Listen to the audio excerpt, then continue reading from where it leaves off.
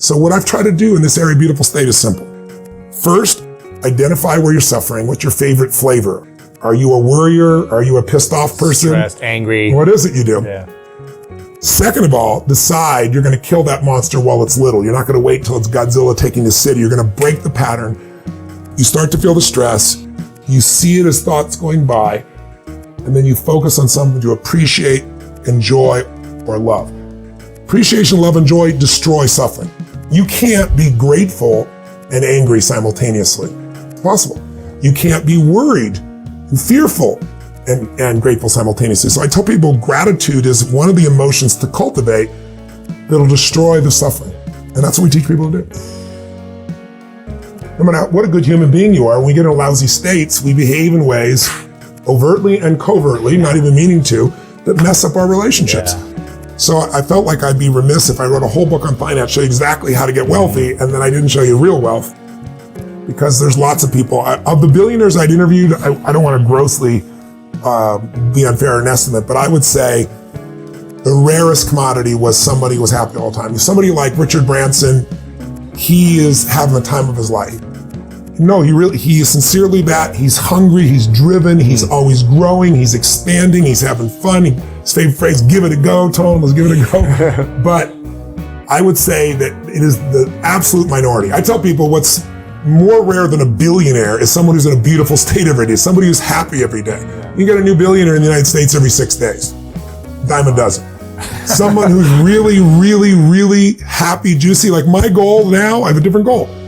My goal is I want to find ecstasy in each moment. I want to find something to be passionate about each moment. And I've been living that the last 2 years religiously.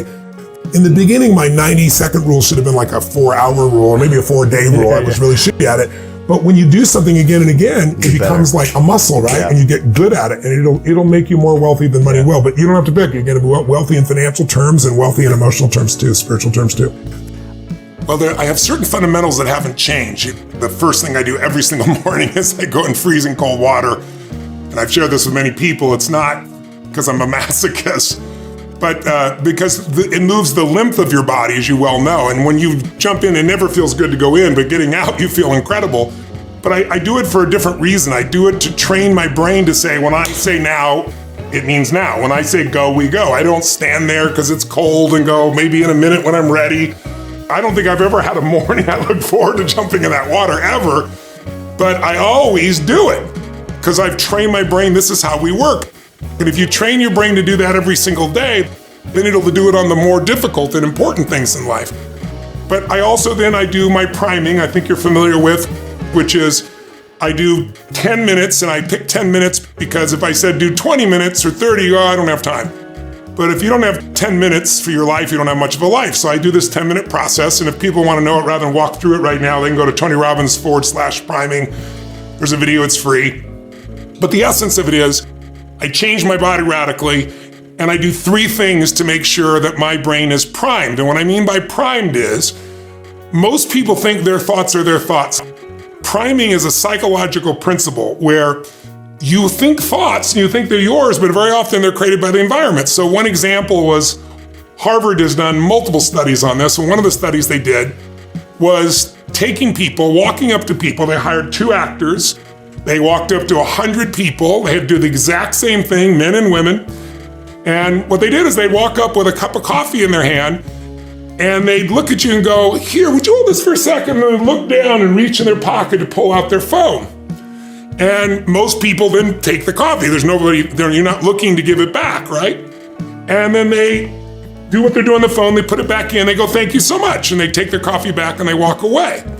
But then about 20 minutes later, if you're at a mall or a school campus or whatever, a person comes by with a clipboard and they give you $20 and they say, listen, I know this sounds crazy, but if you'll give me 30 seconds of your time, the $20 is yours. I need you to read 2 minutes of this, literally this little story, and then just answer 3 questions for me. Here's the interesting part. Half the people have a reaction, more than 80%, and half have a reaction 80% difference, and here's the question. They read the same story, but half the people are handed hot coffee, half the people are handed iced coffee. And the question they ask is, how would you describe the main character of the story after they read a few paragraphs? And the people who are handed hot coffee say the person is warm and genuine. 81% of the people, 79 to 80, 79.8, it's a 1% difference, natural variability, who are given the iced coffee say the person is cold and uncaring. I could tell you 20 studies like that would blow your mind how your brain is conditioned or primed by the environment. And think about all that's gone on with COVID over the last 2 years and how many people's brains live in fear. And in my new health book, I put in there just to remind people with COVID, outside being 80 years old, the number one, or having 4 or 5 comorbidities, the number one factor, 80% of the people die of COVID, 79.8% are obese. That's something you can do something about. The second factor, according to the CDC, is fear. Because anxiety makes people get short of breath, they freak out, and their whole nervous system starts to go shut down. Your immune system can be shut down just by fear alone. And so this experience of life that we have, most people just don't understand that you are being primed all the time. And unless you prime yourself, you're going to be primed by the environment, which most people understand that your brain right now is being conditioned and triggered whether you know it or not. If you're in any social network, it's being done continuously by algorithms. So I want to take control of my brain. So I do 3 quick things. 1, I take 3 minutes of those 10 minutes after I've changed my body, and I focus on 3 different events in my life that I'm grateful for.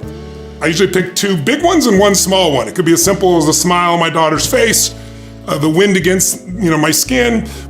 But I don't like, if you ever been on a roller coaster and you remember the roller coaster over there, it's not the same as remember going over the edge like you're there. So I do it in an associated way.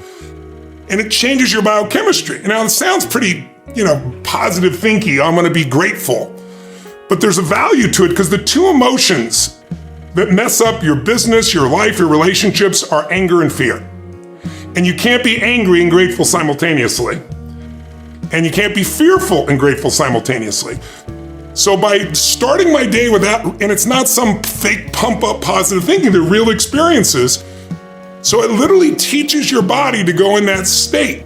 Because otherwise, the environment we're in right now, there's a whole lot of uncertainty and fear. Then real fast, I do this 3-minute process that's kind of like a blessing. And then 3 minutes, the last 3 minutes are called 3 to Thrive, where I focus on 3 things I want to accomplish. But instead of thinking I want to accomplish, I see, feel, and experience it as done. I feel grateful, I celebrate it. And it trains your brain. So in 10 minutes, I'm done. Third thing that I'll do, I immediately send a message or a text or an audio message to somebody as a sincere compliment. And I don't go, dude, great job, or wow, you're cool. I say, hey, listen, I saw you on Tuesday with those kids, and I saw you take that extra 20 minutes no one else did. And I just want you to know, I saw that, I thought that was incredible. So I'm always very specific so they know it's not just some positive thinking bullshit call, it's sincerely doing it. It makes me constantly look for the good in the people I work with. Number 1, I love people, so I love to if you just call someone to make a compliment and it's not sincere, anybody can feel that. I don't do that shit, It's like I pride myself in finding the goodness in people or the skill sets in people, and I also know that what is acknowledged tends to grow. So from standpoint of that, I want them to feel that feeling of being appreciated. I want them to know I see what's happening behind the camera, so to speak. It's like, that's what matters. It's not how everybody else sees you, it's how you really are. And then it also deepens every relationship you have when you sincerely acknowledge somebody and you notice something other people don't notice. And so it deepens the connection. And to me, quality of life is the quality of 2 things, your emotions and your relationships. And if my emotions are terrible, my relationships are gonna be terrible. But if I have great emotions, and I can extend that out to help other people, then it just makes me feel more alive. So I do it for me and them. It's a virtuous cycle.